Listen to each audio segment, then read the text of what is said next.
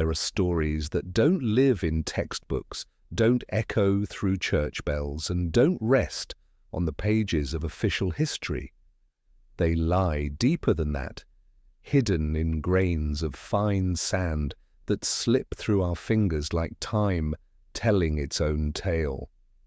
Somewhere beneath layers of earth and cold ocean, there were civilizations that once shone like the sun, then vanished without a single farewell. History isn't always written in ink. Most of it is carved in shadow, in silence, in what we have yet to understand.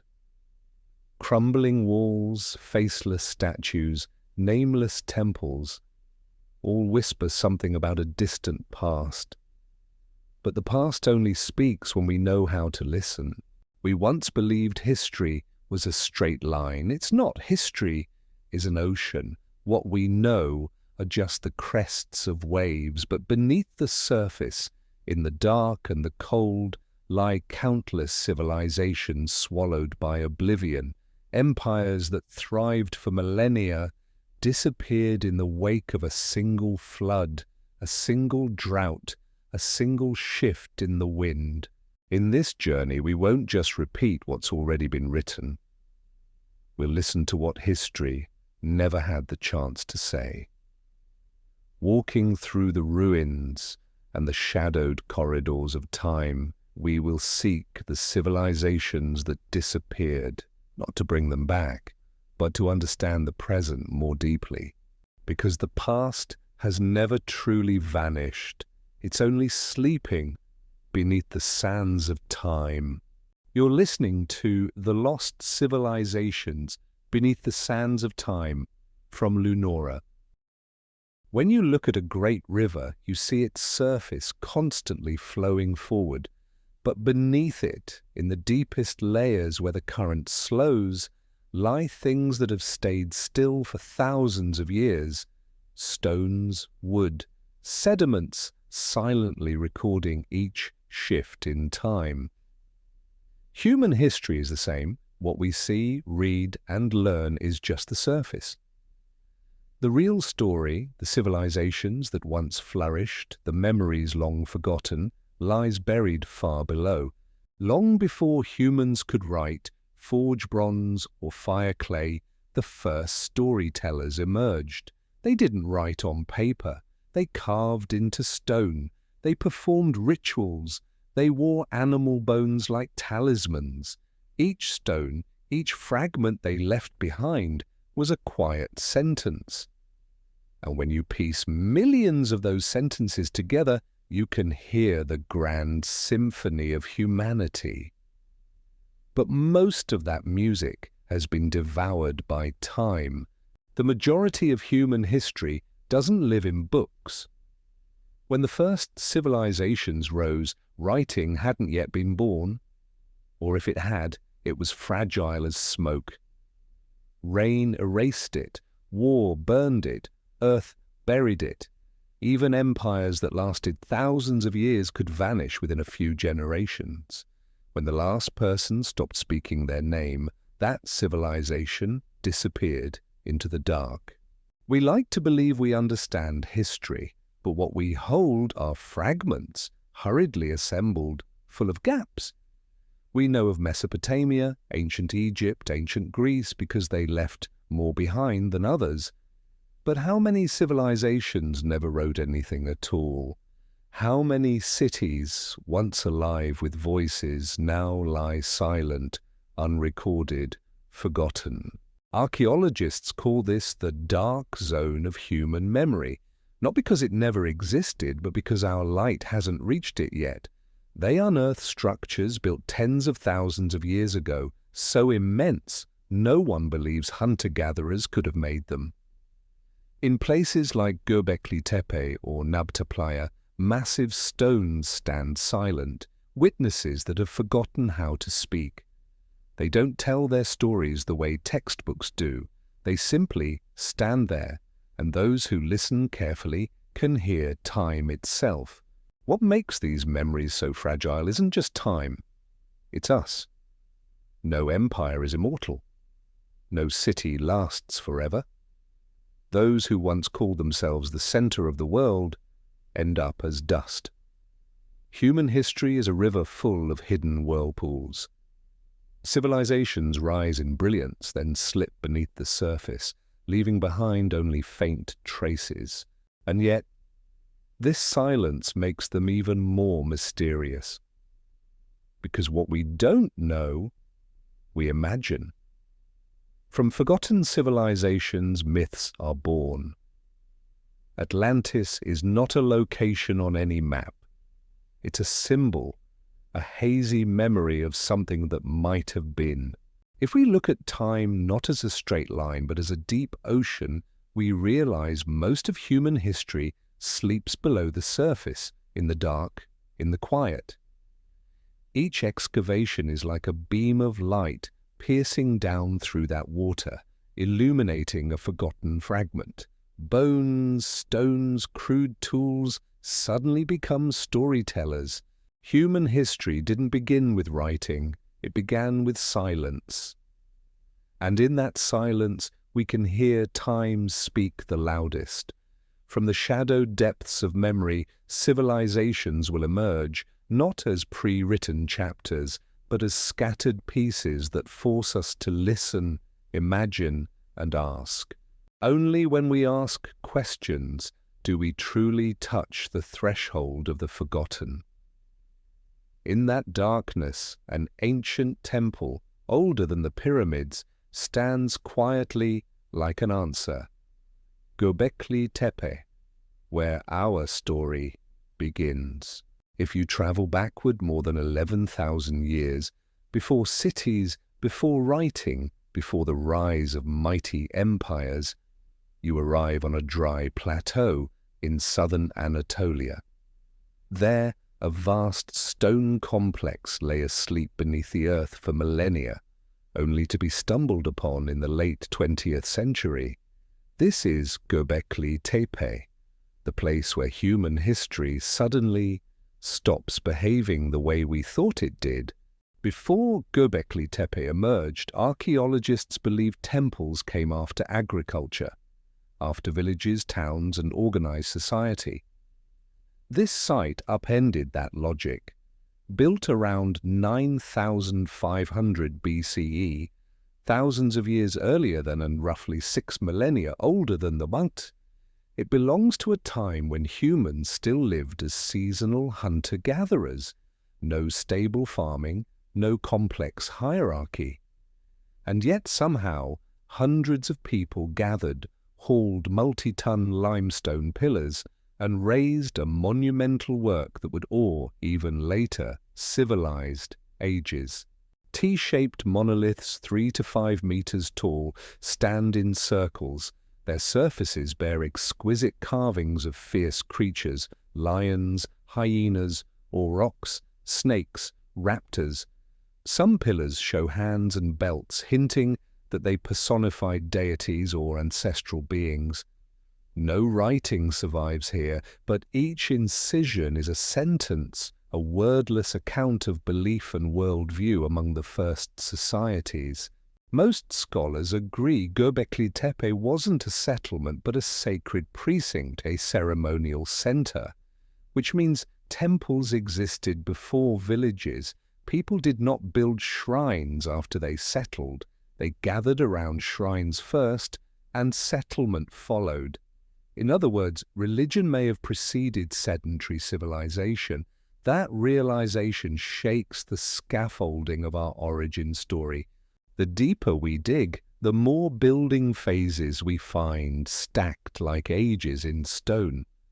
Enclosures were enlarged, rebuilt, then deliberately backfilled, as if the makers sought to protect the place from time itself. Why would hunter-gatherers do this? How did they coordinate heavy transport and mass labor with no farms, no state, no metals, not even the wheel? There is no single answer, only theories. Some see a shared pilgrimage center, where dispersed groups met for rites at set times of year. Others argue the effort to build and maintain such a site forced longer stays, better organization, food storage, nudging people toward cultivation. If so, religion wasn't the product of civilization. It planted the seed of it. Göbekli Tepe's strangest quality is its perfect silence. No houses, no large burial grounds, no script to tell us why it exists. It stands like a reminder that entire chapters of our story were erased from collective memory. The builders left no names, no legend, only fingerprints in stone, a soft touch from a distant past. To look at Göbekli Tepe today is to stand at a threshold, the moment human memory steps out of darkness. We once believed complex societies sprang from agriculture. Perhaps it began with something more abstract, shared belief, ritual, and the will to do together what no one needed to survive. From this hilltop temple, our history bends. If faith can rally hundreds, then community, order, and finally civilization can take root. And Göbekli Tepe is no lone anomaly. Elsewhere on Earth, other early communities were quietly attempting the same, inscribing the first marks of collective memory. One such place lay in Anatolia too, but it wasn't a shrine. It was a city with no streets. If Göbekli Tepe is the first whisper of collective memory, a temple standing still in the wild, then Çatalhöyük is the first steady breath of communal life. In today's Anatolia, this city appears around 7,500 BCE, roughly 2 millennia after the great stones of Göbekli Tepe were raised. This is not a seasonal rite. This is where people truly lived, ate, slept, loved, were born, and died, thousands of them together, in an urban fabric unlike anything else on Earth. Archaeologists were baffled at first glance. No streets, no squares, no encircling walls. Instead, houses pressed tight back to back like perfectly mortared bricks, flat roofs doubled as walkways. People didn't enter through doors at ground level, but climbed onto the roof and descended through a hatch. The whole city functioned as a network of connected rooftops, a maze of shared movement and daily life. Inside, walls bloom with paintings, aurochs, gazelles, dancers, and cryptic ritual scenes. Human remains lie beneath the floors, under the sleeping platforms of the living. Death was not exiled to the outskirts, it rested beneath one's feet, a quiet reminder that life and death are separated by a thin layer of earth. There are no palaces, no standalone temples, no clear signs of a domineering elite. Houses look strikingly similar, hinting at a relatively egalitarian order, at least in how space was organized. Yet the interiors tell of constant small rituals, female figurines of fertility, bull horns mounted on walls, animal heads displayed, evidence of a shared belief woven through domestic life. How did so many people cluster without defensive walls? How did they manage waste, disease, conflict? The answers may lie in the architecture itself. No streets meant blurred boundaries, private and public fused. The city lived like a single organism, each roof a cell, the settlement a vast, breathing body. Çatalhöyük also marks a pivot. Agriculture arrives. Wheat, barley, lentils, and penned livestock show long-term settlement. No longer wanderers, they learn to cultivate, store, and build a more sustainable life together. From flat roofs and invisible lanes, a new social form emerged, one defined by cooperation, sharing, and endurance. Stability, however, brings fragility. Densely packed communities feel every tremor of climate, disease, and change. After flourishing for millennia, Çatalhöyük waned, left behind as a sun-baked mound in Turkish light. No epic siege, no recorded riot. It faded softly, as if its people simply walked away, leaving flat roofs and whitewashed walls to the dust. Çatalhöyük poses a profound question. Must civilizations begin with kings, war, and walls? Or do they first arise from the simple mastery of living close, sharing breath?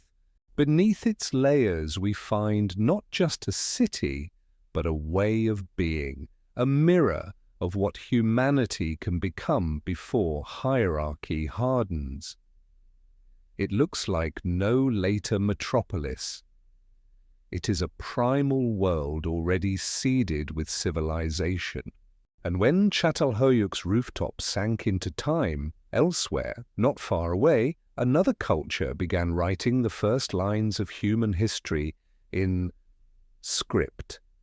From here, time would no longer pass solely by stories and painted walls, but be caught in signs on clay.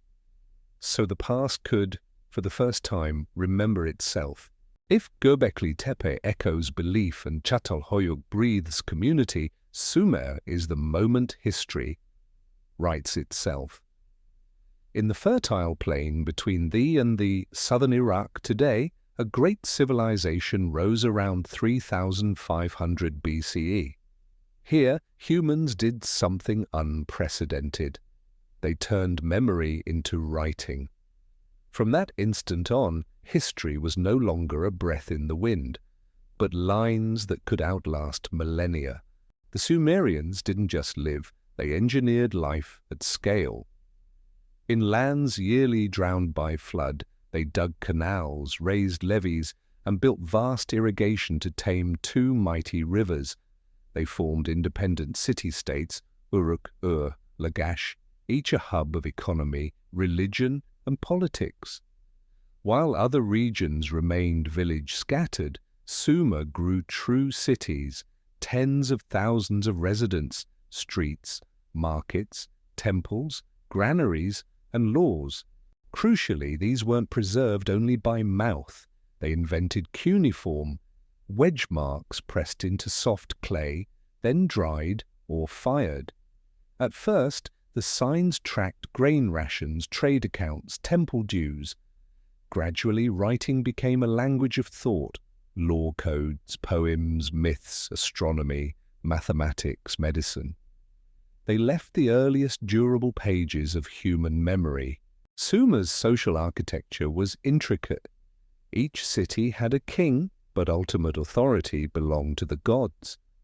Temples, the towering ziggurats, anchored religion, politics, and economy.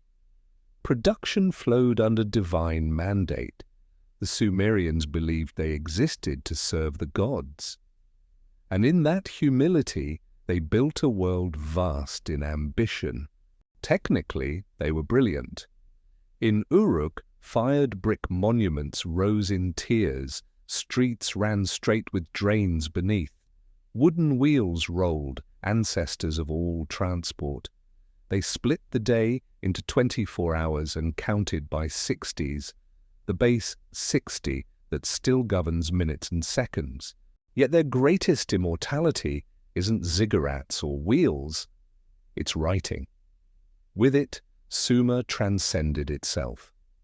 A voice dies with its speaker, a tablet endures. Millennia after cities crumbled and dynasties fell, clay still speaks. Decode it, and you can hear a scribe as if he wrote yesterday. Sumer also birthed things so familiar we forget they were inventions: schools, codified laws, taxes, contracts, bureaucracy. They laid a first foundation for organized society, a template others would refine. Like all civilizations, Sumer didn't last forever. The same rivers that fed them could drown them. As waters shifted, as city-states warred, as internal strains grew, their power thinned, eroded like silt. New empires rose upon their ground. But the vital truth is this: when Sumer vanished, their writing did not. It was borrowed, adapted, transformed, a shared inheritance of humankind. Memory did not die, it changed form, and as cuneiform bit into clay in Mesopotamia, to the north another people rose, not only to write, but to build an empire whose rise and fall would be among the first great arcs recorded in detail. In the ancient world, small villages and rival city-states lived within their own tight circles, each with its god, its laws, its tongue. Then around the year 2300 before the Common Era in Mesopotamia, one man did what few imagined. He gathered the fragments into a vast, single power. His name was, and the realm he forged, Akkad, is often called the first empire in human history. While Sumer remained divided, Sargon, of humble origin, legend says, set adrift in a basket, stepped from obscurity as a conqueror. With sharp military and political instinct, he defeated the Sumerian cities and drew Uruk, Ur, Lagash, and their neighbors under one center. No longer a mighty city-state, an empire. Akkad's difference wasn't just war, it was vision. Sargon designed a novel administration, loyal governors over regions, taxation, standing forces, enforceable law. Akkadian merchants, bearing royal seals, ranged across the ancient Near East from the Iranian plateau to the Mediterranean. For the first time, power stretched hundreds of kilometers, binding peoples of different tongues and gods to one state. He unified not only by sword, but by culture. Sargon adopted Sumerian brilliance. Their temples and gods remained, while shifting the axis of power to Akkad. Roads were built, grain stores organized, irrigation managed, mundane systems that underwrote centralized rule. From this lattice emerged the very concept of empire. Power, though, has two faces. Expansion demands armies, supply, constant intake. Glory multiplies the burden. Then came an enemy no army can rout: nature. Around the year 2200 before the Common Era, the climate swung hard. Prolonged drought shrank the rivers and fields, the land cracked, famine spread, farmers rebelled, distant provinces rose. As faith in divine protection faltered, fissures widened. Nomadic groups from the north, noted in inscriptions, raided the imperial heart. Tablets speak with raw fear. No water in the canals, the fields split, the mother has no milk, the father no bread. Not merely a state's collapse, but an ecological and social catastrophe swept the land. Ironically, Sargon had been hailed as chosen by the gods. Yet within a few generations his empire dissolved, leaving mostly scattered tablets. The capital, Akkad, that splendid city, remains unlocated even today. It is a name that trembles from the dark, a legend in the dust. Still, Akkad left an indelible mark. For the first time, power was organized beyond local horizons. For the first time, empire meant a structure larger than language, faith, and terrain. And for the first time, we watched an empire fall to something no general could defeat: a change in climate. From that fall, a quiet lesson carved itself into memory. No authority outranks land, water, and weather. From Akkad's ashes, other civilizations would sprout, like green shoots after a forest fire. As Akkad faded to shadow far to the east, along the Indus, a strange city took shape with storm drains, straight streets, public baths, and then vanished without a farewell. No kings, no recorded wars, no epic, only perfect silence as if it had never been. If shows us the surge and collapse of the first true empire, then offers a different kind of story. No conquering kings, no epics praising victory, no inscriptions trumpeting power, only a great city that once existed, then disappeared without a sound. Around 2600 before the Common Era, on the banks of the Indus River, a city rose on a plan so rigorous that many modern urban centres would tip their hat to it. Mohenjo-daro, literally mound of the dead, was no legend. It was a real city, broad, straight avenues, a fully integrated drainage network, multi-story homes, public baths, massive granaries, and sacred precincts. This was a capital of the Indus Valley civilization, a culture that once stretched across the northwest of the Indian subcontinent. What stunned archaeologists was the level of organization. While much of the world still lived along dirt lanes and haphazard clusters, here the streets ran straight, crossing at right angles like a chessboard. Every house tied into covered sewers that linked to the city's main drains. Public baths were brick-lined, with dedicated inflow and outflow. Nowhere in the ancient world of its time matched this degree of civic hygiene. Equally striking, the city shows no obvious signs of monarchy or a hard, stratified nobility. No sprawling palace, no towering temple reserved for a single god or king, no colossal monuments to an individual. Many scholars infer that Mohenjo-daro may have run on a more distributed, consensus-driven order, perhaps by councils of merchants or a large coordinated civic community. The order in its city plan mirrors a society that prized discipline and agreement without harsh, centralized force. Its greatest mystery isn't how it thrived, but how it ended. By around 1900 before the Common Era, Mohenjo-daro was abandoned. There is no clear layer of conquest, no telltale burn stratum, no epic record of sack or siege. Life simply stopped. As if one morning its people stepped across their thresholds and never returned. For decades, researchers have debated why. Some point to repeated flooding from that made the city untenable. Others argue prolonged climate shifts and drought dried up reliable water, forcing migration. Subtle evidence hints that earthquakes may have altered the river's course, cutting the city off from its lifeblood. Whatever the cause, the silence afterward is haunting.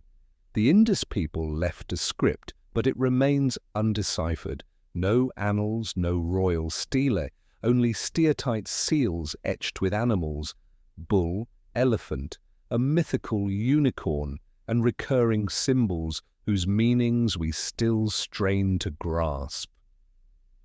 A civilization spoke, but its language vanished with it.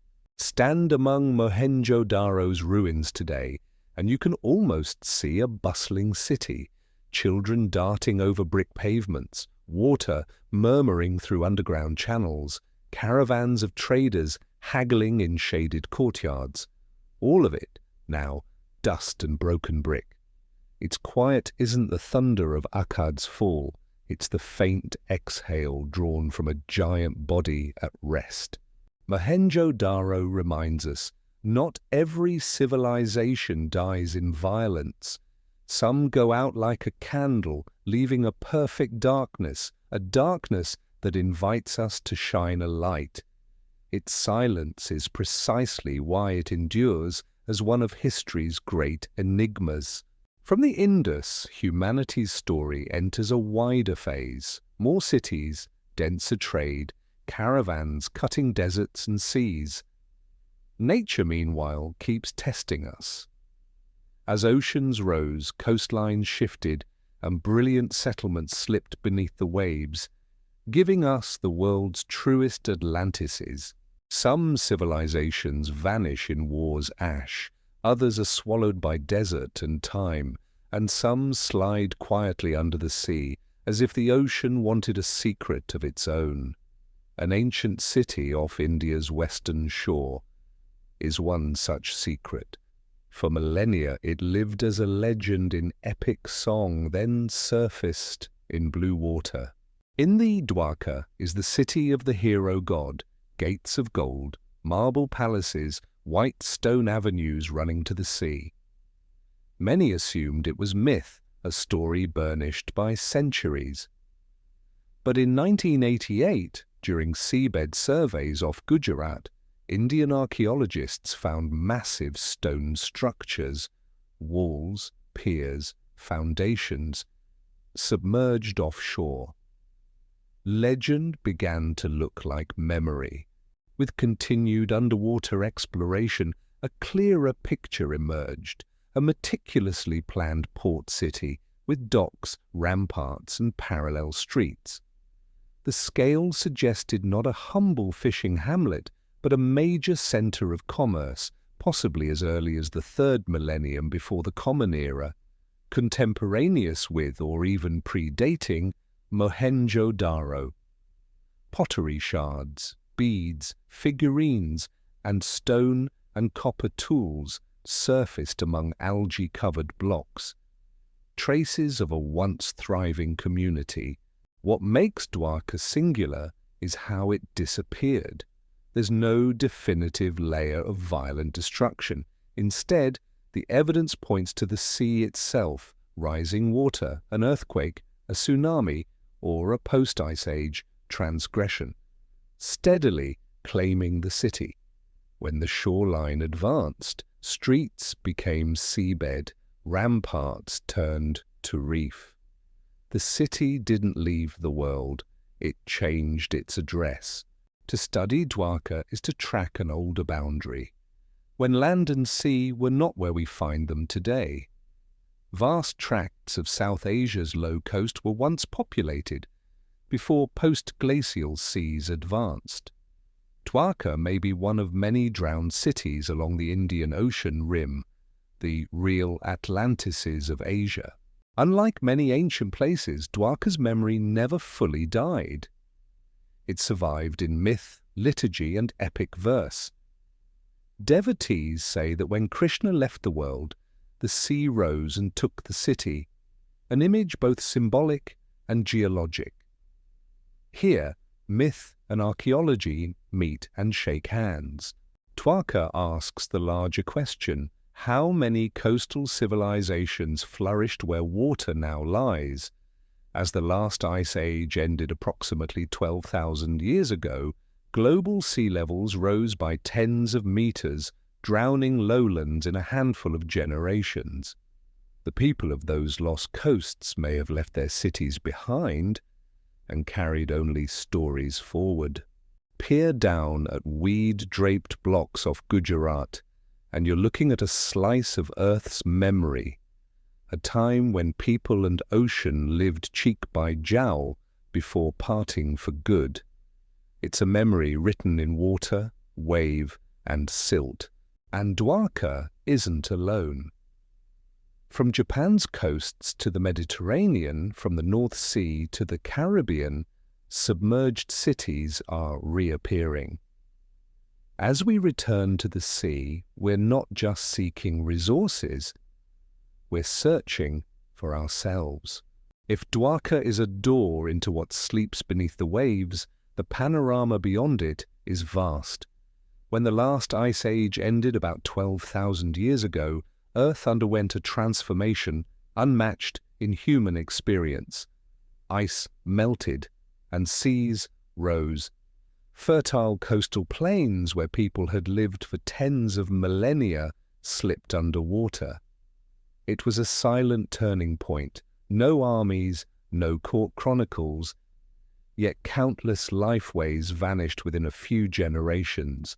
Sea level then stood roughly 120 meters lower than today.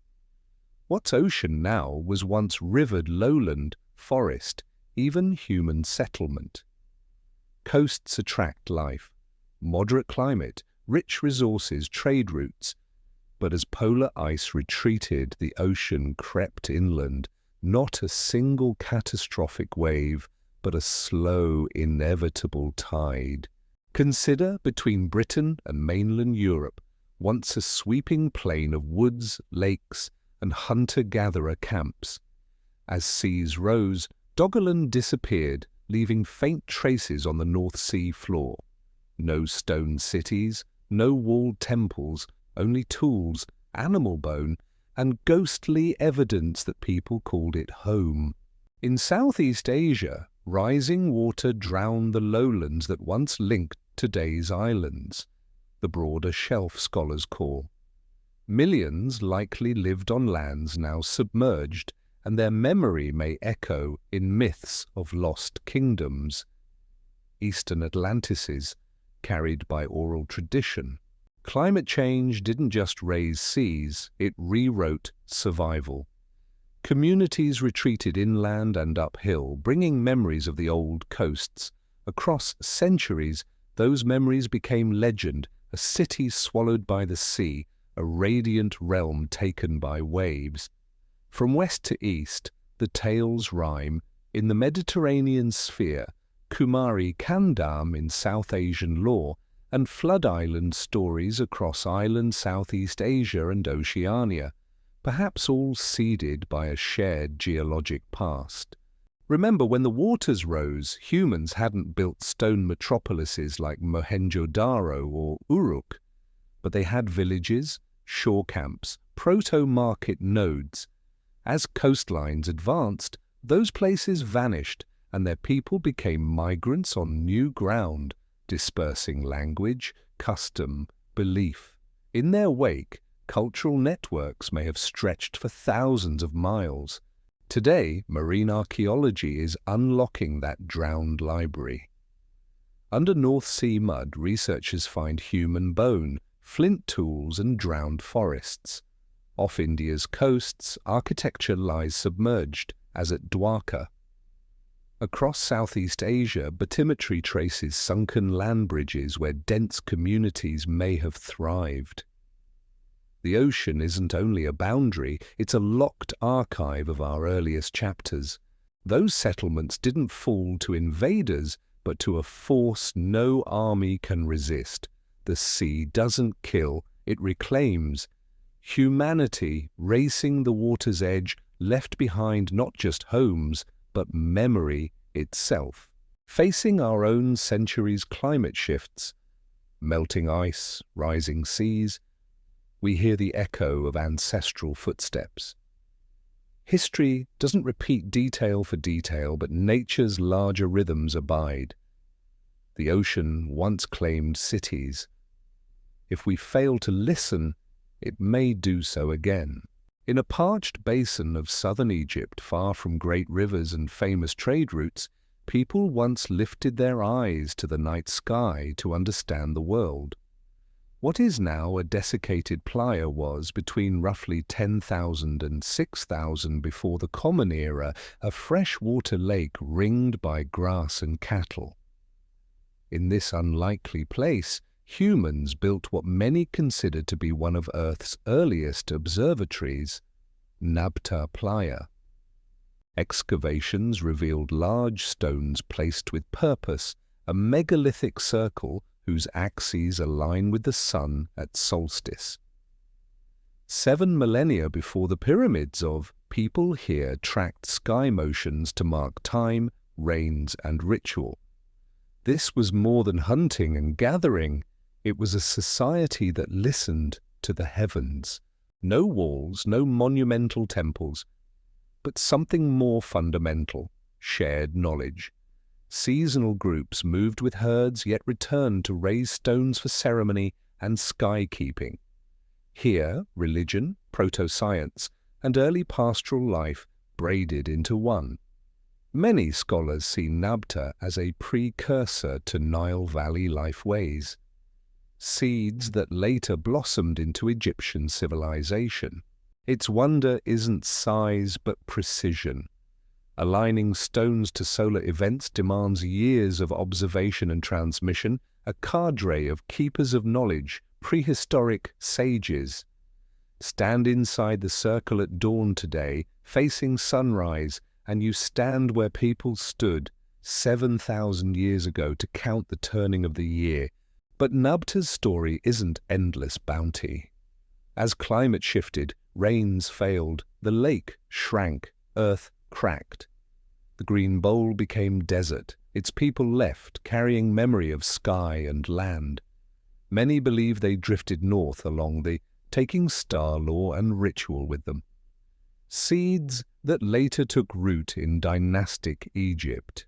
Nubta left no inscribed stele, no clay epics, only a message too clear to miss. Before empires and cities, humans used the sky to understand themselves.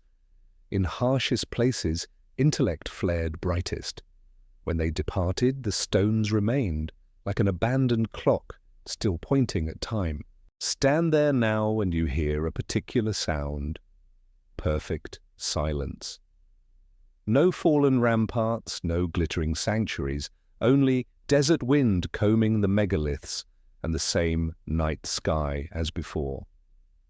For those people, the sky was map, calendar, temple, and source of every question. As they moved on, new centers rose to the north, where another elusive people would build an empire, then vanish like sand in the wind. As small groups left Nabta and began scratching the first lines of history, another power stirred to the north, in the Anatolian heartland of modern Turkey. No pyramids, no immortal epics like that. Yet the Hittites once ranked among the ancient world's greatest powers, curiously absent from our first lists of great civilizations. Around 1700 before the Common Era, local peoples and incoming Indo-European groups fused into something new, the Hittite Empire. They made Hattusa, a stone-ringed highland city, their capital.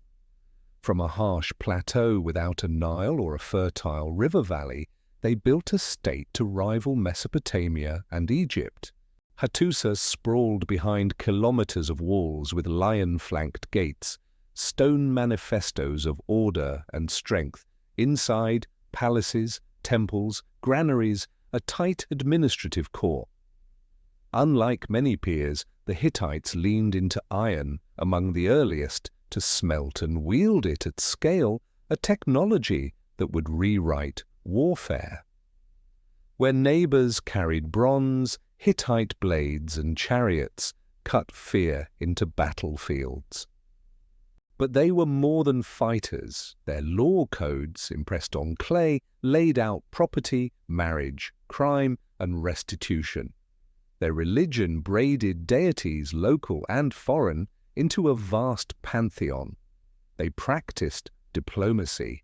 After the Titanic, they concluded one of history's earliest recorded peace treaties. And yet, the rule of history held true. Every summit casts a long shadow. Around 1200 before the Common Era, the late Bronze Age world convulsed. Trade routes shattered, cities burned, the so-called sea peoples swept across the Mediterranean. In the storm, the Hittite Empire fell. Hattusa burned, the network unraveled. The Hittites slipped into oblivion, leaving only tumbled stone where an empire once stood.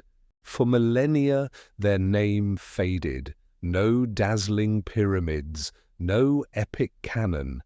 They became a smudge in memory until 20th century scholars unearthed and deciphered Hittite texts, revealing a state that once stood shoulder to shoulder with the era's brightest. Their story whispers a warning: not every greatness leaves easy traces. Some empires reached the peak and fell, not from insignificance, but because their memory lay too deep, their language too still, for history to hear. From Hittite ash, the ancient world plunged into a long turbulence, many lights guttering almost at once. Among them, a civilization on an Aegean island would also dim. In the heart of the sun-washed, a civilization once flashed like Europe's first jewel. The Minoans didn't build an empire with spears and shields, but with commerce, art, architecture, and the poised strength of prosperity. As with many legends, that luster did not last. One day the sea of fire rose, and a civilization slipped into silence. Around 2000 before the Common Era, the Minoan civilization began raising palatial complexes across Crete. Their center was Knossos, a sprawling maze of hundreds of rooms, spiral stairways, corridors and walls ablaze with frescoes. Unlike the fortified states of the East, Knossos had no defensive walls. Either they did not live in fear of war, or they felt strong enough to need no fortifications. Minoan society thrived on location. Between Egypt, Mesopotamia, and mainland Greece, they became a seaborne crossroads. Minoan ships skimmed the blue, carrying wine, olive oil, exquisite ceramics, and textiles across the Mediterranean. They wove a brisk trading network that tied east to west, north to south. In an ancient world still scattered, the Minoans were international merchants. Their art speaks volumes, vivid frescoes of daily life, ritual, and bull leaping, that signature rite where acrobats vault the backs of snorting bulls. War scenes are rare. The Minoans seem to have revered life, the sea, and a great goddess, a symbol of fertility and becoming. This was a culture of uncommon aesthetic grace and social ease for its age. What made them special also made them fragile. A coastal people, they depended on trade and environmental calm. Then, around 1600 before the Common Era, one of prehistory's greatest eruptions struck, today's Santorini.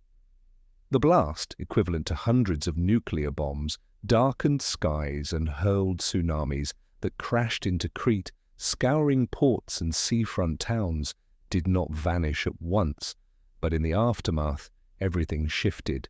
Trade frayed, harvests failed, a society built on openness and flow faltered at its roots. In the ancient world, when nature moves, power follows. Within a century or so, the warrior culture from the mainland pressed in and took Crete. The Minoans faded from political maps, leaving walls, murals, pottery, and riddles. One riddle is, the Minoans wrote on clay tablets, but we have not yet fully read their language.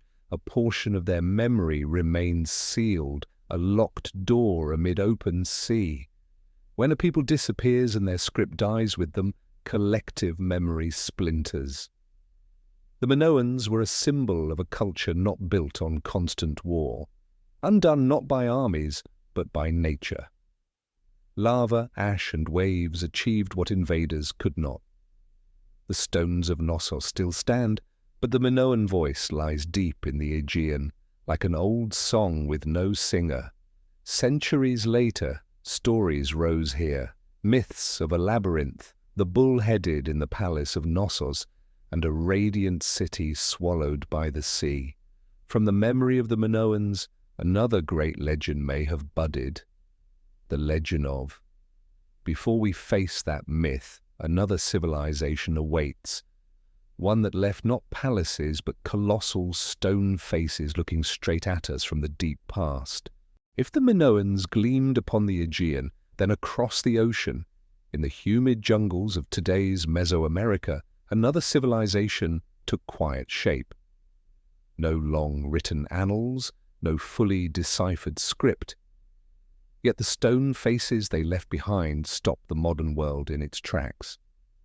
This is the story of the Olmec, the mother culture of later Mesoamerican civilizations. Around 1500 before the Common Era, along the Gulf Coast of Mexico, the Olmec built early ceremonial and urban centers, names like and once pulsed with life, trade, ritual, skywatching. Without metal, wheels, or engines, they raised works that still force our questions. Their clearest signature is the colossal head, some 3 meters tall, over 20 tons, carved from single basalt boulders. Each face is distinct, as if portraying real leaders or champions. The stone came from distant highlands, hauled across rivers and swamps without modern lifting gear, a testament to intricate social organization. But the Olmec were more than stonecutters. Their ritual world was complex, serpent and jaguar deities that later reappear among thee and thee. They built ceremonial plazas, early ball courts, dikes and canals. They watched the sky, tracking sun, moon, and stars to time the fields. There are hints of very early writing in the Americas, though much remains undeciphered, a door left ajar to their memory. Unlike many conquest states, Olmec power flowed from ritual and symbol. Religion sat at the center. Agricultural, rain, fertility, and life rites could gather thousands, proof of mobilization and control. The Olmec were not merely a civilization, they were a cultural template for an entire region. By around 400 before the Common Era, their urban centers were abandoned. No single cataclysm, no chronicled war. Likely a weave of forces, climate shifts, river changes, internal strains, and the rise of successor cultures. The great heads remain rooted in jungle light, while their makers recede. The Olmec leave us something rare.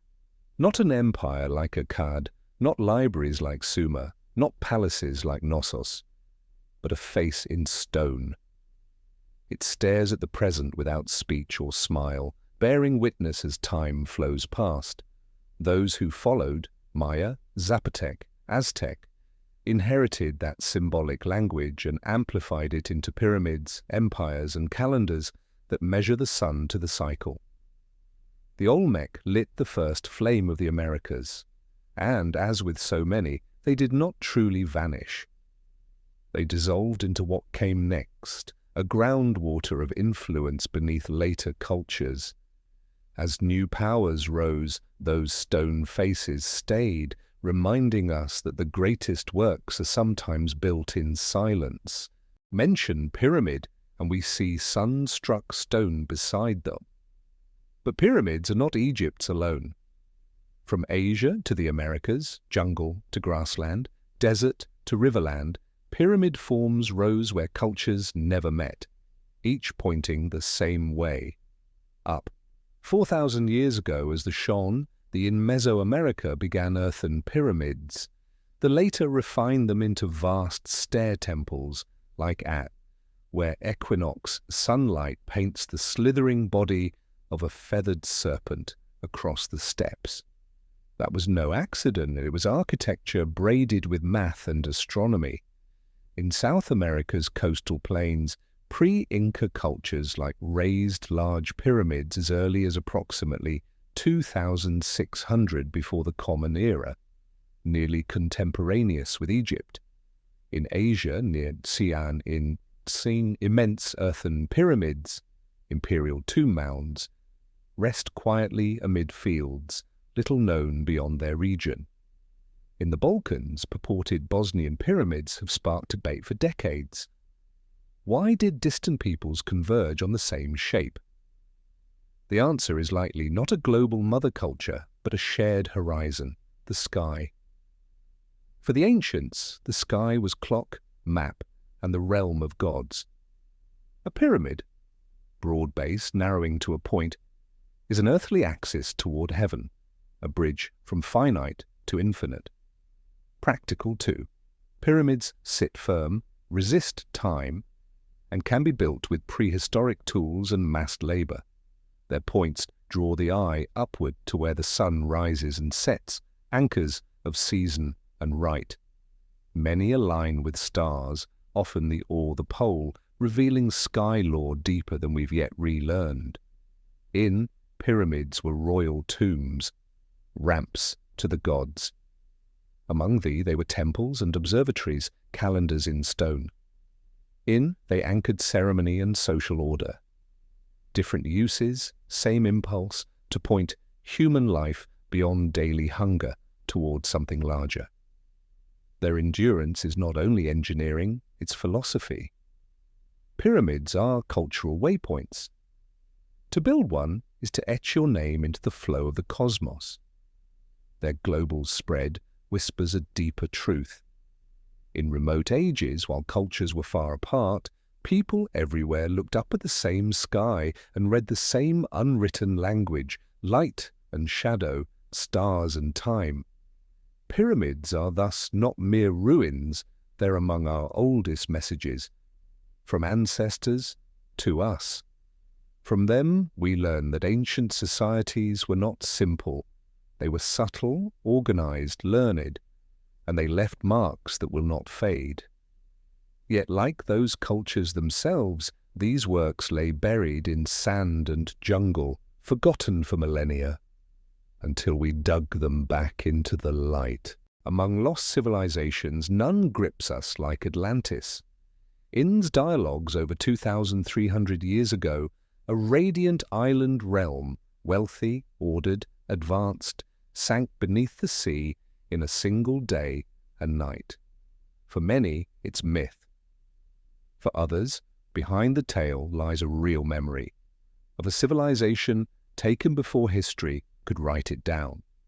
In and Plato places Atlantis beyond a power rich in resources, planned as concentric rings around a royal core.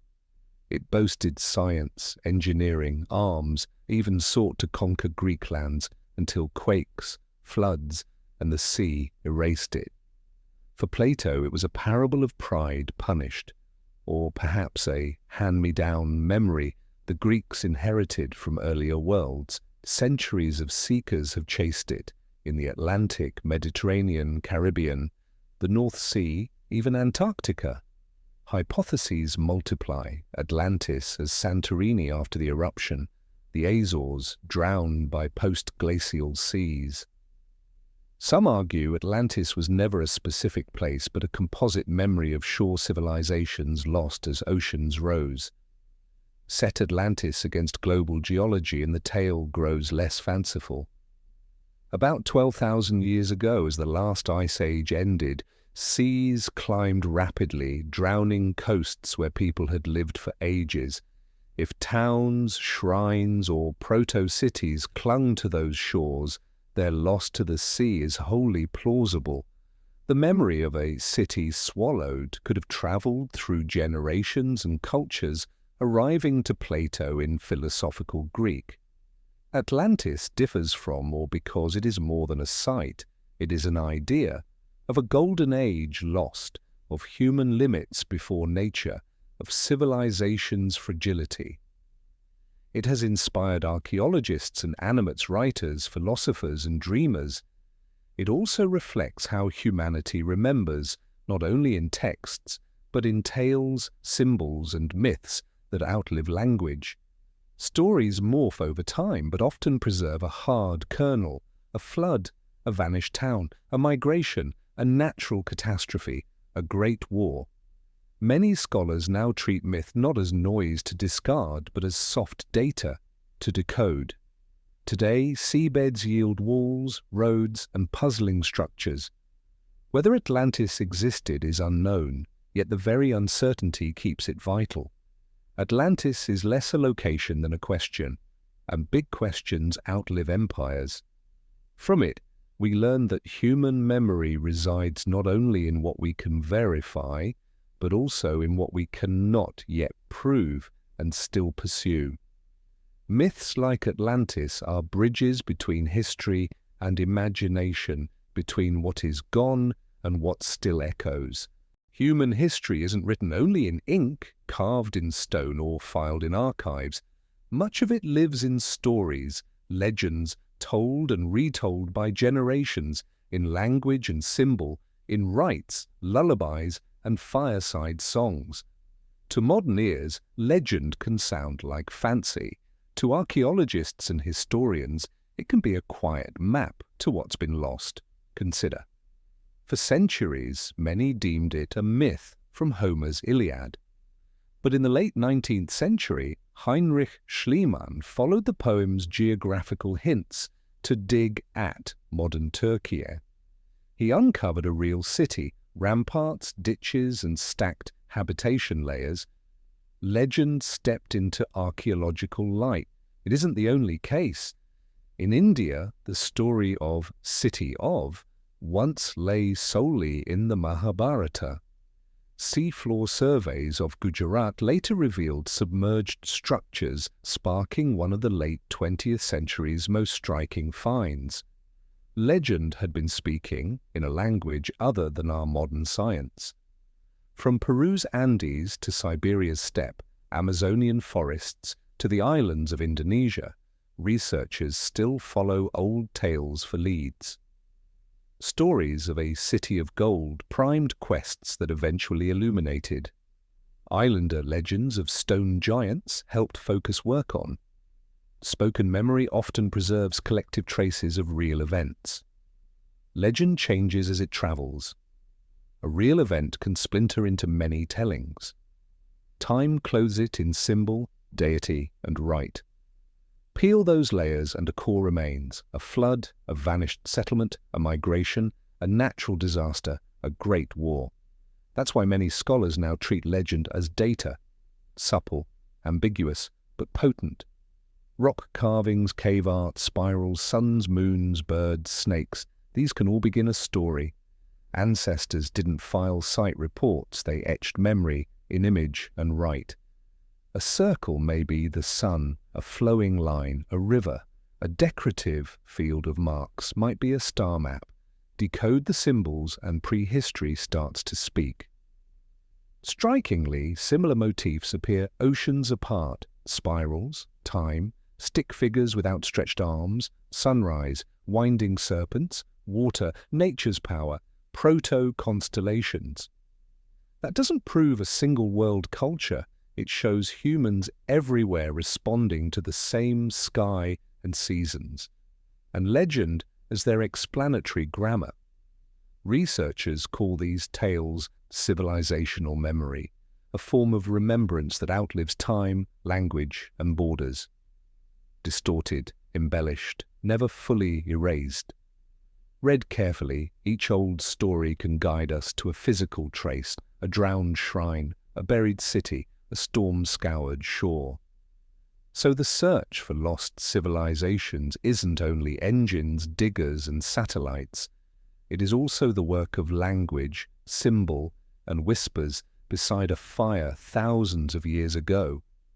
Listen long enough, and what seemed vague begins to come into focus.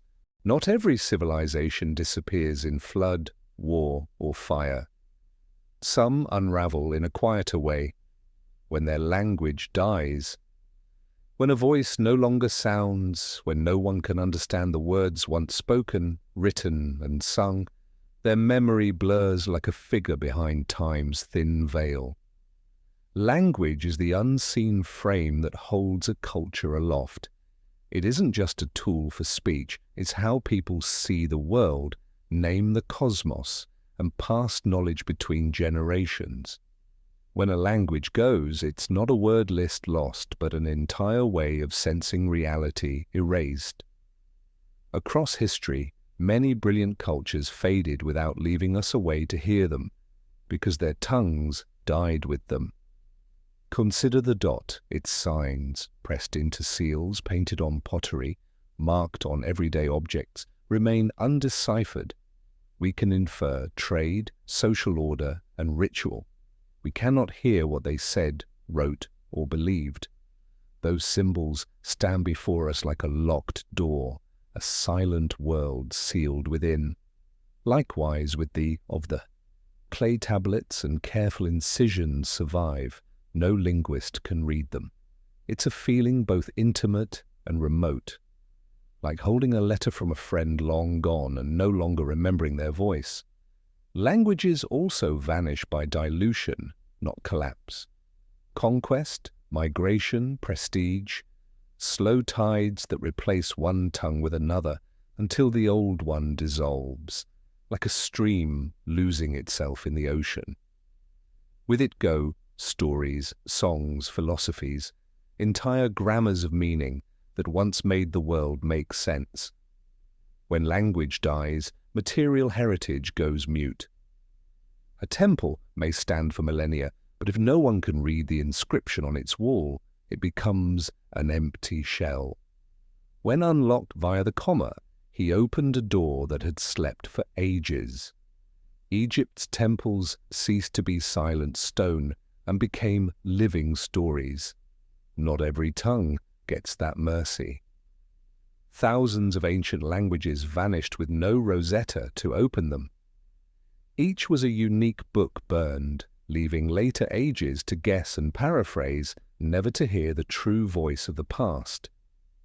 Today, when archaeolinguists sift bone, clay, and carved rock, they're not only seeking objects, they're listening for voices. When a voice returns, history clarifies. Language is the bridge between now and then, between us and those who left. Its disappearance also warns the present. In our time, languages blink out by the hundreds. With them go singular ways of seeing. History is rewritten not only by battles and falls, but by the hush that follows a vanished voice.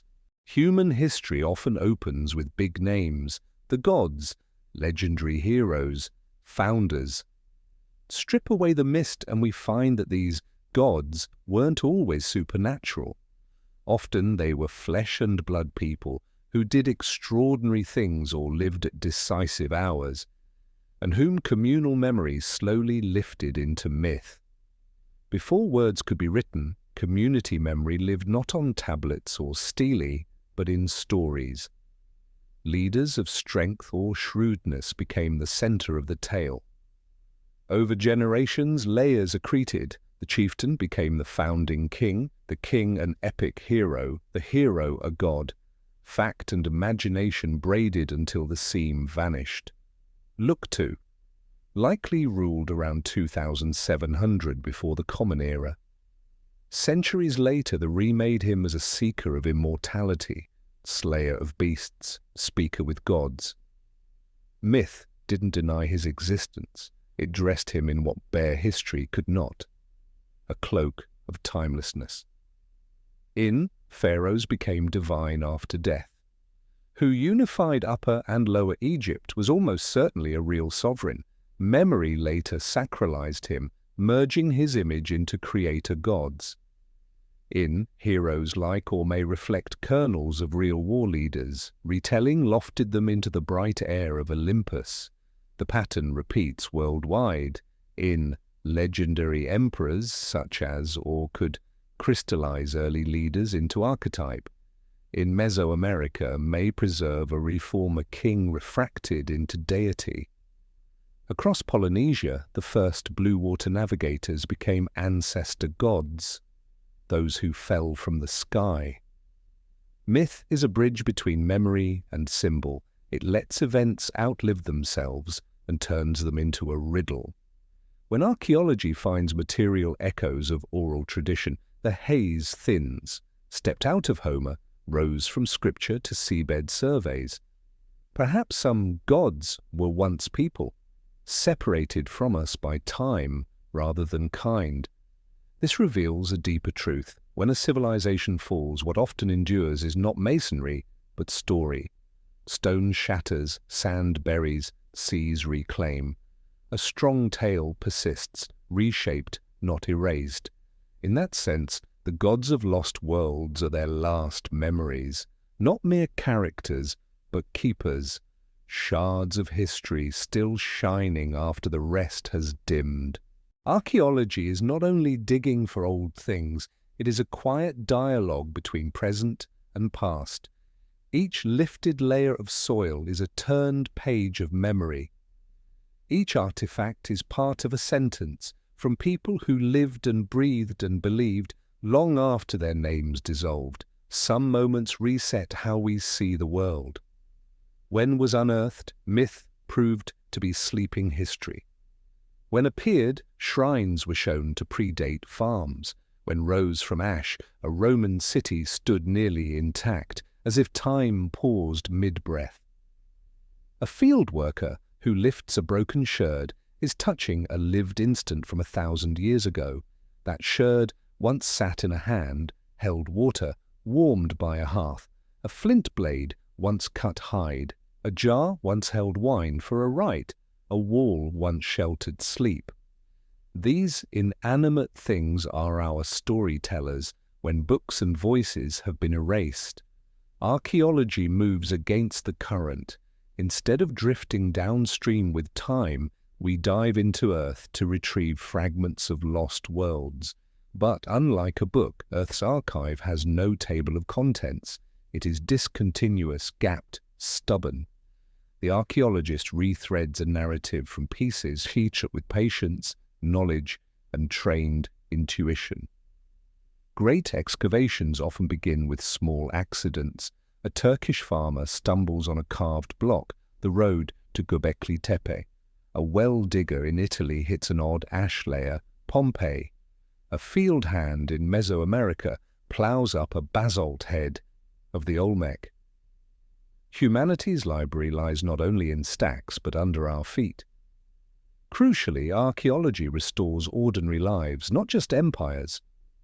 A cottage, a hearth, a child's footprint hardened in clay. Each matters as much as a royal hall. History doesn't belong only to victors. It belongs to everyone who ever lived. Yet the work is fragile. Once removed from its matrix, an object can never be exactly as it was.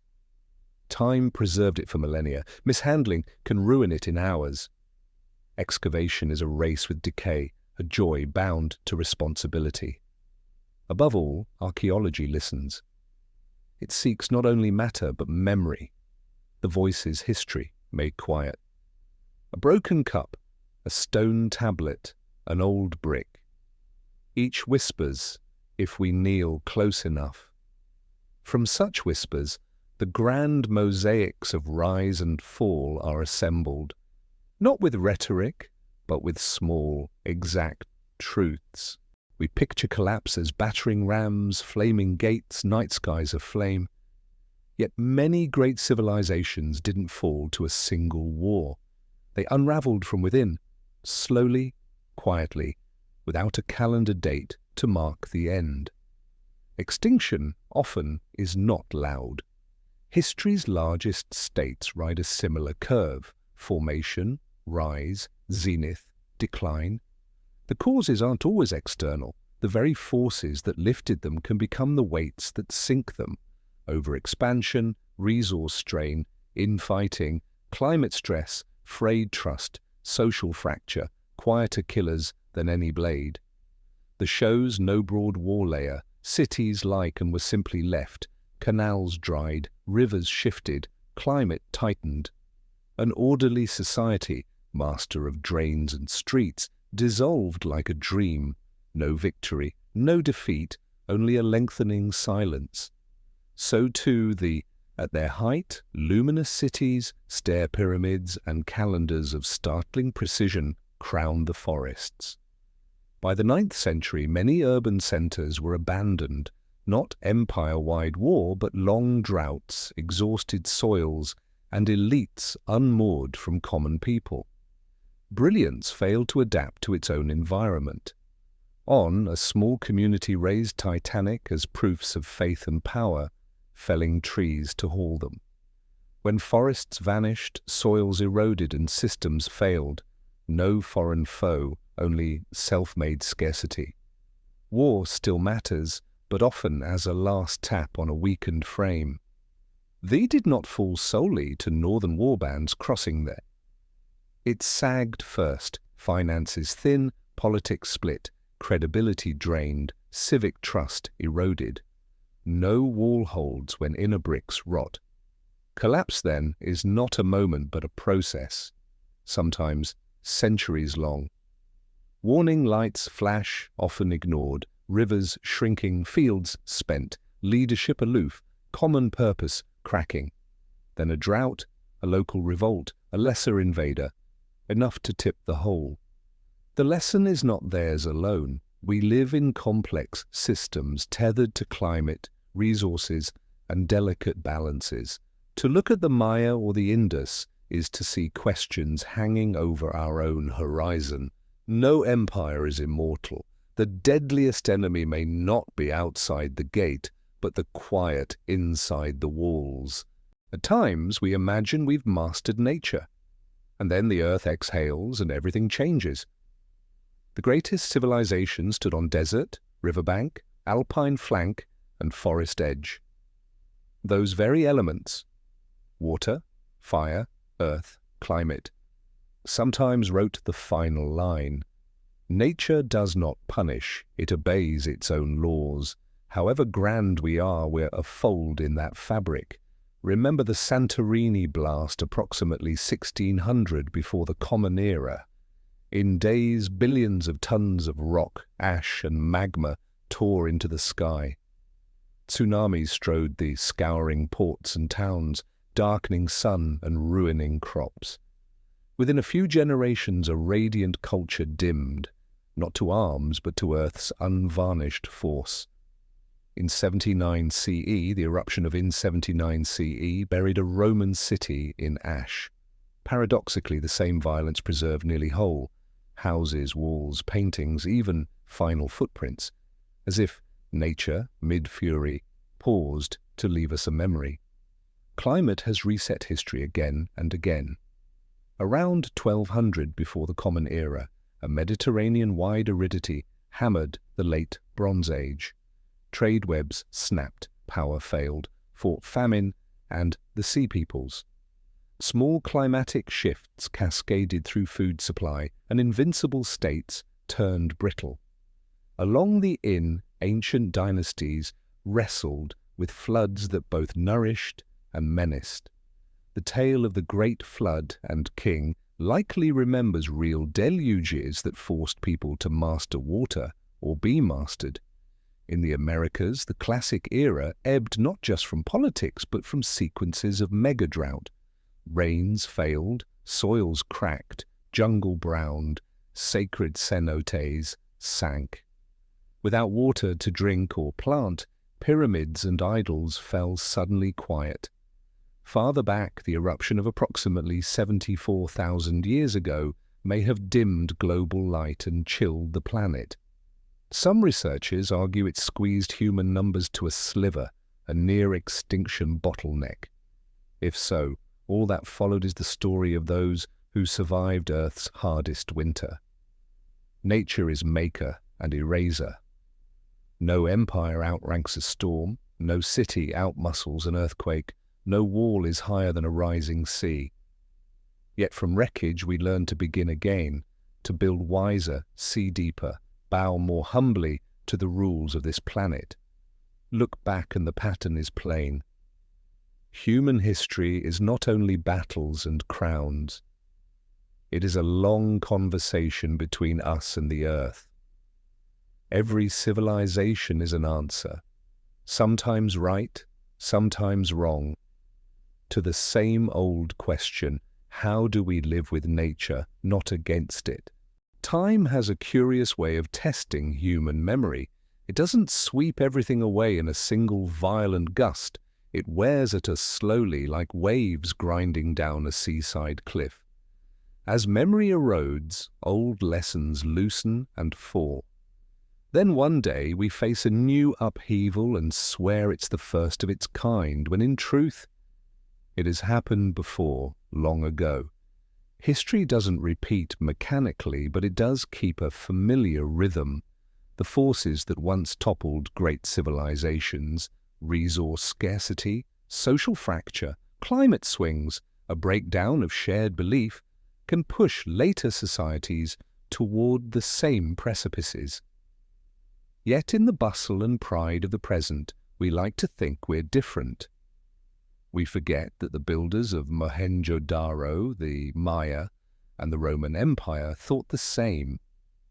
Here's the irony: when a civilization peaks, that's precisely when it's most likely to forget what made it strong. Sound governance, civic trust, balance with the environment, adaptive flexibility. These can all be replaced by the feeling of being untouchable. And so old spirals begin again, in other places, other centuries. Consider late Rome, an elite cut off from the people, a failing treasury, landscapes wrung dry. Warning lights flashed everywhere, but most were ignored or downplayed. Likewise, the classic Maya kept expanding cities, raising grander temples, spending scarce resources on ceremonies increasingly detached from everyday life, even as drought exhausted the ground beneath their feet. Time dusts over those lessons until they harden into myth, then myth slides into entertainment. We retell the stories, but miss the warning inside them. Take Atlantis, it's become a symbol of hubris and punishment, yet how many read it as a memory of real cities drowned by rising seas? This is why archaeology and history are not just about the past, they're mirrors for the present. When scientists uncover evidence of prolonged drought across the Maya lowlands, they also see a caution for an age of climate change. When Pompeii's broken walls recount a city erased in a handful of hours, we feel how fragile stability really is. Humans remember and humans forget. We rewrite history to understand it, but often reshape it to feel better. Painful chapters are lost or simplified. Messy causes get trimmed to a tidy tale. That forgetting makes it easy to walk the same roads our ancestors did, toward the same ends. And yet memory never vanishes entirely. It sleeps in soil and stone, in ruined buildings and old tales told in 100 tongues. When we listen, it wakes. When we understand, it becomes a map. Standing before the remnants of lost civilizations, the lesson isn't only they once existed, but also they once erred and paid. These aren't laments, they're quiet reminders sent across millennia to the present. Every civilization that rose and faded, from Mohenjo-daro on the Indus to the Maya in the Central American forests, Pompeii under volcanic ash, even the deep blue legend of Atlantis, left one final thing behind: stories. Not palaces, not gold, not weapons. Those break apart. Stories cross centuries, even millennia, and whisper to whoever comes next. Humans are the only creatures who keep memory by telling. When we carve a sign into stone, paint a figure on a cave wall, raise a temple to a god, or pass a fireside legend from mouth to ear, we're doing the same act. Sending a message forward. We're saying, we were here. This is what we believed, feared, dreamed, and lost. The Olmec left few texts, but they gave us colossal stone faces, gazes that pierced time. The Egyptians left hieroglyphs describing a sacred cosmos and kings with human bodies. The Maya left stone calendars, time measured by stars. The Sumerians left clay tablets, transactions, rites, and dreams pressed into wet earth and fired into memory. Each civilization had its own way of telling, but they all told because telling is how you fight oblivion. When an empire falls, when walls crumble, when roads split and forests creep back, the story is what remains. Quiet, but stubborn. That's true of us too. We build cities of glass and steel, beam data into clouds, stream images across the planet. We're still telling our story. We tell it through buildings, music, books, and tiny lines of text on glowing screens. We also send messages forward, sometimes on purpose, sometimes not. And like the Maya or Sumer, our story will depend on what survives. Not every voice will be heard, not every line will be kept. As dust settles, only a few fragments endure, From those shards, the future will retell our tale in its own way. Here's the sobering part. Later generations rarely grasp earlier intentions. Before hieroglyphs were deciphered, pyramids drew wild theories. Without linear A, the Minoan world is half imagined. One day, our skyscrapers, our code, our images could become strange symbols for some far-off civilization to puzzle over. We can't control how the future will read us, but we can choose how we tell the story now. You can weigh a civilization by weapons, territory, or technology. In the end, what lets it live long is the story it leaves. So when we listen to voices from Pompeii, Atlantis, or Troy, we're also studying ourselves. Every storyteller of the past is a mirror, reflecting the ways we too will become a story. We often frame history as a sequence of events, battles, dynasties, inventions, collapses. Look deeper and you find history isn't a neutral record of the past. It's what people remember, retell, and believe over time. Two civilizations can endure the same disaster and preserve utterly different memories of it. History is a polyphony, many parts, many echoes, many voices. Take Troy. To the ancient Greeks, it was an epic of heroism, their triumph over a mighty city. To the people of Troy, if their voices had survived, perhaps it would have been a chronicle of loss, walls failing, a night without dawn. After thousands of years, one version got written, sung, engraved, taught, and became official history. Atlantis lives the same paradox. We don't know if it existed, but Plato framed it in heavy, lucid philosophy, and the tale became part of global memory. Not because it happened, but because we believed it might have. Each era finds in Atlantis what it wants, a warning, a dream, an allegory of power and pride. The same is true for forgotten civilizations. Mohenjo-daro mastered urban planning and sanitation, but when its language died and its story fell silent, the world nearly forgot it existed. For centuries, a former center of life looked like anonymous mounds. Without storytellers, their history turned into a blank space. We like to think historical truth is fixed. In practice, truth travels with memory. Those who can record, the winners, the literate, the powerful, decide what gets preserved. That's why conquered peoples often vanish into silence, while conquerors leave libraries behind. History isn't always fair. Yet memory has a way of resurfacing. Excavations, rediscovered inscriptions, folk tales, deciphered scripts, like groundwater seeping upward, push forgotten pasts into sunlight. When Champollion cracked Egyptian hieroglyphs, ancient Egypt spoke again after millennia. When Göbekli Tepe emerged, an unseen chapter of humanity opened, a chapter we hadn't known existed. History, then, is alive. It changes not because events change, but because our lenses do. Every generation can rewrite history, not by fabricating, but by lighting the corners others missed. A civilization can die, its story can be told anew.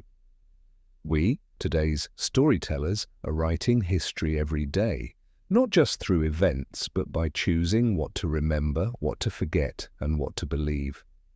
History isn't a closed book. It's a manuscript under endless revision by millions of hands. A civilization can fall, a city can vanish, a language can die, yet its memory, if kept, can become heritage. Heritage isn't only ancient stones or museum pieces, it's the way what has passed continues to live in those who come after. It can take the shape of a ruined temple, a shard of epic, a song, a rite, or simply a symbol etched into our collective unconscious. Look at Giza. Beyond tons of quarried stone, you see the endurance of Egyptian memory, their skyward gaze, their grasp of time, their belief in death and everlasting life. Read the Epic of Gilgamesh and you hear Sumerians from 4,000 years ago, voices crossing all walls of time. Stand at Machu Picchu and you stand on memory carved in rock by the Inca. Memory becomes heritage not only through preservation, but through retelling, through meaning. Without storytellers, old monuments are only cold blocks. With a story, they can shift how we see the world. The true seat of heritage is not in matter, but in the meanings we bind to it. Some vanished worlds left symbols that outlived them. Atlantis, unproven, became one of the strongest inheritances of the human imagination. Troy moved from legend to dig site. Pompeii, once entombed, now narrates a single day's apocalypse. When memory crosses from lost to living presence, it joins our shared human store. Heritage isn't fixed. It moves with our point of view. To an ancient Greek, Troy was victory. To us, it's a window into another world. Maya temples once anchored sacred power, now they testify to astronomical genius and the fragility of civilization. As time passes, heritage doesn't fade, it transforms. Most important, heritage doesn't belong only to its makers, it belongs to all who listen and learn. A temple in Cambodia or Peru isn't just a national treasure, it's part of humanity's memory because it speaks to human creativity, the urge to live, our fears, our hopes, things every generation knows. Still, memory can be lost without keepers. Untended ruins collapse, untold stories drift away. We, the living, decide which memories become heritage and which are gone for good. Heritage isn't automatic, it must be cared for. Here lies a beautiful paradox. Vanished civilizations can become immortal if their stories keep being told, and empires once mighty can be forgotten if no one remembers them. Across empty fields, in deep forests, by the sea, in deserts, ruins of lost civilizations still stand. No guides, no placards, no sound. Only stone, brick, columns, sanctuaries. Yet if we listen with our eyes and with our hearts, we hear them, not in words, but in silence heavy with memory.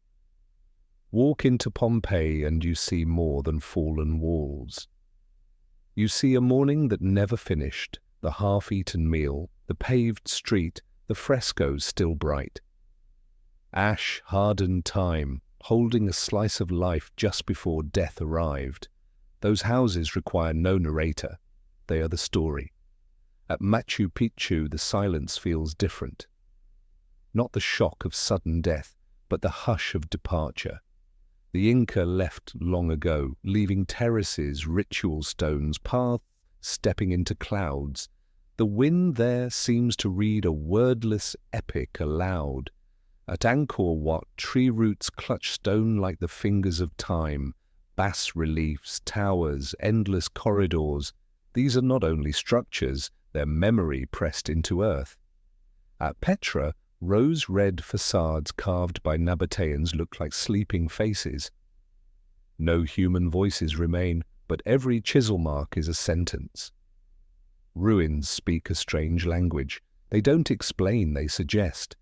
A snapped column hints at an earthquake. A tilted wall whispers of hurried masonry or a turbulent era. A sealed gate recalls a city's golden days. An empty passage tells of a quiet exodus. The listener must assemble the shards, imagine the missing lines, step into a conversation with the past. That's why archaeologists, historians, and lovers of history don't only read, they go. They put hands on stone, measure traces, and listen to the quiet of walls. Each worn stair, each nicked block, each faint carving is a word left by those before us. And many ruins don't just recount greatness, they testify to fragility. At Tusa, the Hittite capital, now little more than gates and broken ramparts. Knossos of the Minoans, weather softened. Mohenjo-daro, once boasting drainage more advanced than medieval Europe, now brick platforms drifting in sand. Ruins remind us no summit lasts forever, but every summit leaves a mark, a note. The wonder is that ruins speak across thousands of years without an interpreter. Stand before the pyramids of Giza and you feel awe without a single caption. Stand under the Moai of Easter Island and a question hangs in the air. Who raised us? And why? That question needs no final answer. It exists to tie the living to the long departed. Ruins don't need to prove anything. They only need to be and let us feel. So ruins are not just old stones. They're the greatest storytellers in history, witnesses that never lie and never tell the whole tale. If ruins are the silent pages of history, ancient roads are the lines of text stitching those pages into a single story. Roads, whether paved in stone, packed in earth, strewn with sand, or worn as faint tracks along a mountainside, carried not only goods but languages, ideas, memories, and the spirit of civilizations. Walk them, and you're moving against the current of time. One of the most famous is the Silk Road, not one path but a vast web running from Xi'an in China to Antioch in Syria and to Constantinople.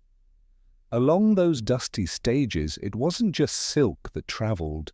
Spices, gold and silver, glass, paper, medicine, metallurgical know-how, art, religions, philosophies, all of it moved with camel caravans and billowed with the sails of merchant ships. Civilizations that seemed worlds apart were constantly touching, trading, and transforming one another. The Silk Road was more than commerce. It was the pulse of the ancient world. Rome learned the feel of Chinese silk, India carried Buddhism into China, and Greek thought paced west to east with merchants across Central Asia. Step by step, word by word, beside a campfire, a shared human memory was forming. And before the Silk Road, other arteries ran, histories, underground streams.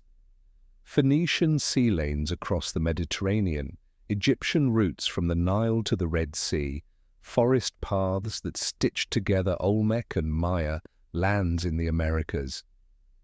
Each wasn't just a market route, it was a conduit of memory between communities. Some roads were never paved and yet outlast any monument the migration routes of our ancestors. From Africa through the Middle East, across Asia into Europe, overseas to Australia and the Americas. Tens of thousands of years later, many of those lines are still visible in our genes, our languages, our myths. Each footfall was a wordless line in the story of how collective memory spreads. These roads carried change too. A religion arriving in a new land blends and bends. A technique shared across distances picks up the color of each place it passes through. Every ancient road is a river of memory, branching, widening, mixing. The ancient world wasn't sealed off. It was quietly, deeply connected. Today many roads are gone, buried under sand, swallowed by jungle, paved over by cities. But when archaeologists dig, old roots appear like dried veins in a once living body. Follow them and we find lost cities, sunken ruins, communities that slipped away without farewell. Roads don't speak, but they remember. They remember the feet of traders and pilgrims, migrants and armies, exiles and returnees. They remember voices gone quiet, languages gone dark, dreams once burning at the far edge of the map. And when we set foot on them again, something strange happens. We move not only through space, but through time. We walk with those who walked here thousands of years before us. Before maps, before the compass, before stone roads or ocean-going ships, people looked up. The night sky wasn't empty. For ancient civilizations, it was the first chart, the grand calendar, the pathfinder, and a vault for memory. When landscapes shifted, floods reshaped rivers, cities fell, the sky remained, a storyteller that never forgets. Thousands of years ago, Polynesian navigators crossed the vast Pacific without charts or compasses. They read the rising and setting of constellations, the slant of the moon, the signatures of wind and swell. For them, the sky was a manual as big as the world, and every sailor learned its language. The Egyptians aligned pyramids to the stars, especially the pole.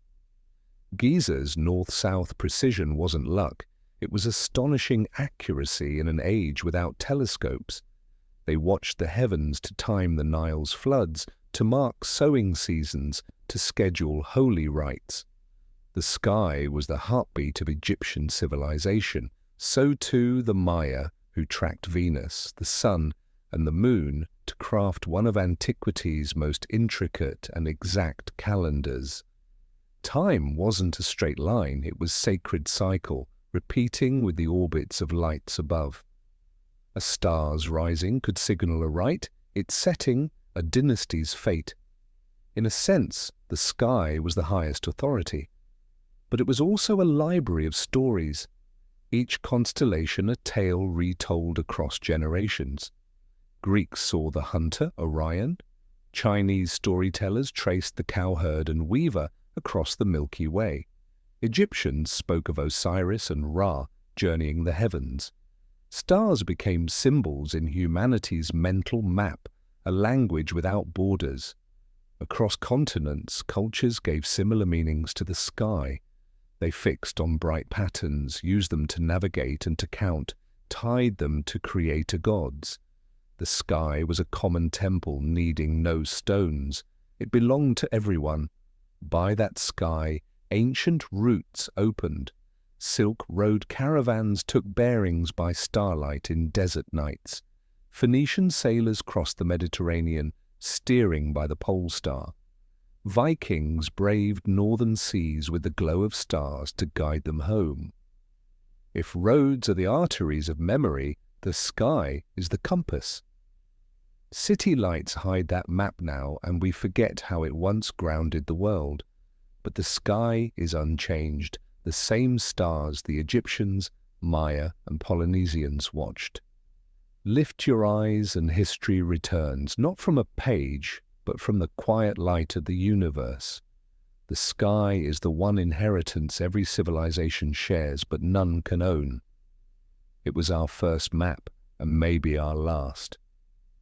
When everything on Earth is gone, the stars will still be telling. From early on, people knew a life is brief, but a work can outlive it. So ancient builders raised more than homes, shrines, or seats of power. They built to speak to the future. Every lifted block, every planted pillar, every tomb, temple, and gate bore a whispered line. We were here. Look at Giza. Those pyramids are more than royal tombs. Their precision feels like a wager with time, as if the ancient Egyptians knew someone would stand here, thousands of years later, mute with awe. It's a conversation that leaps centuries, no docents, no captions, mass, geometry, and defiance of time become a universal tongue. Stonehenge, too, observatory, sanctuary, we don't know. The purpose is still a riddle, but its mere presence says the people who raised it bound earth to sky, season to soul with stone. They could not imagine us, but we stand in that circle and feel something we struggle to name, a memory beyond words. Or Teotihuacan with its pyramids of the sun and moon. We don't even know for sure who built them, no signature, no ledger. The city itself is the statement. A civilization rose here and chose stone as its voice to time. Such works are beacons set along the river of history. They let later generations know, here, in this age, people lived. Angkor's towers, the Moai of Easter Island, Petra's rock-hewn facades, Göbekli Tepe's T-pillars, all are letters to the future, written in the most durable medium they had. Time is a hard censor. Rain, wind, quakes, floods, wars, neglect, storms of history, all. Many temples were buried, swallowed by forest, sealed in desert. What remains, one fractured wall, one solitary column, still carries weight, the weight of resisting oblivion. But the strangest power of these works isn't just that they endure, it's what you feel before them. At dawn in Machu Picchu, at Angkor in the amber hour under Giza's blaze at noon, you aren't just looking at stone. You sense a very slow heartbeat, the pulse of time. You hear a story that needs no words. Ancient peoples knew memory dissolves on the tongue, but hardens in stone. They built not only for gods, but for time itself, as if asking to be remembered. In a way, their monuments are memories given shape, and by them, many civilizations never fully vanished. Their languages died, myths warped, names were forgotten, but the temples stood. We read from blocks, columns, and foundations, and the story breathes again. Millennia ago, people stood in vast landscapes, read the night sky like a sacred chart, and raised temples as messages to the future. Today we orbit the planet, city light drowns the stars, and maps live in our pockets, yet we quietly hunt those same old memories. Progress doesn't only rush forward, it glances back. Never before have we been able to touch the past so widely. With satellite imagery, ground-penetrating radar, magnetometers, and 3D scanning, we're finding buried cities, jungle-veiled roads, and ruins under the sea. Airborne LiDAR traced the urban web around Angkor. Mohenjo-daro lives again in 3D models that sketch its daily pulse millennia ago. Even long-lost Silk Road stretches emerge in satellite photos despite the smothering sand. In a sense, technology has become a new storyteller, amplifying voices that went quiet. AI helps reconstruct dead languages, spectral imaging sharpens faint inscriptions, digital twins resurrect sites drowned or collapsed. Memory feels close again, as if time had shortened. And now those memories aren't confined to museums or archives. Anyone, anywhere, can walk Pompeii in VR, wander Petra in 3D, hear simulated Sumerian. Buried memories are relit, not only for scholarship, but to reconnect us with our beginnings. The meeting of modern and ancient isn't only romantic, it raises hard questions. When memory becomes data, when ruins become attractions, when temples are recreated in virtual worlds, do we truly understand the past, or merely consume it as spectacle? As technology breathes into what was lost, the line between truth and interpretation grows thin. Yet there's beauty in that fragility. Memory isn't inert, it lives when retold, touched, heard. A child touring digital Troy today may write new history tomorrow. A researcher remapping the ancient sky may tie broken threads between civilizations. Technology isn't just a tool, it's a bridge carrying memory across millennia. As the ancients used stone to speak to us, we use code to speak to those not yet born. Archaeological datasets, digital reconstruction, star maps, revived tongues, these will become part of a new memory. One stored on servers and in clouds, rooted still in our ancestors' footprints, along rivers, on mountains, under a canopy of stars. The modern world isn't separate from the past. It's another layer laid over older layers. Touch an ancient temple, and you don't only look back, you see yourself reflected in a very distant, very deep mirror. History that seems buried never truly disappears. It hides in soil and fallen walls, in languages gone silent, in the collective memory we carry without knowing. Lost civilizations still live, not as intact cities, but as underground rivers feeding our culture, our thinking, our way of seeing. We eat foods born on old trade routes. We use numerals shaped in Mesopotamia, read alphabets rooted in Phoenicia, trust symbols forged in Egyptian and Greek sanctuaries. Our modern highways often ride atop ancient networks. Even the stories we tell of love, power, ambition, faith echo the Sumerians and the Maya. Civilizations dissolve, but their memory seeps into those that follow, like rich soil nurturing new growth. Rome fell, yet its law, roads, and engineering undergird Europe. Ancient Greece faded, yet its philosophy, science, and art became the common language of Western thought. The Maya vanished into jungle, yet their astronomy and farming survive in the lifeways of indigenous communities. Memory wears many forms. Some are obvious, monuments, ruins, museum pieces. Some are invisible, language, custom, law. Deeper still are habits of mind, how we think, feel, react. When we lift our eyes to the night sky, we repeat an ancestor's gesture. When we build toward the heavens, we're chasing the same wish to outlast time. So it's not quite right to say civilizations die. They change shape, from temples into symbols, from speech into signs, from roads into cultural orbits. History doesn't end where one civilization falls. It simply continues elsewhere in another form. Whether we notice is on us. If memory never dies, then we, the living, will become part of someone else's memory. One day, concrete towers, online text, and digital maps will be the ruins of our time. People thousands of years from now will listen to our story as we listen to Pompeii or Mohenjo-daro. History isn't a stream separating them from us. It's a great spiral where memory never vanishes, only passes from hand to hand, age to age. Every civilization, vast or small, leaves a note in humanity's endless symphony. Someday, when we are gone, the memories of this age will whisper to someone, a child before a ruin, looking up at the stars, wondering about those who came before.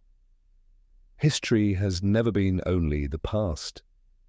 It's the present turning into memory, the future written with what we leave behind. And like a quiet, unbroken circle, the memories of lost civilizations will keep living in every step humanity takes. When temples fall, roads turn to dust, and languages fade, one thing remains: memory. And if that memory is tended, if it's retold, it never dies. It will live on in people not yet born, the way the memories of the ancients live in us now. We once lived. That's what every civilization says, through stone, through starlight, through stories, without words.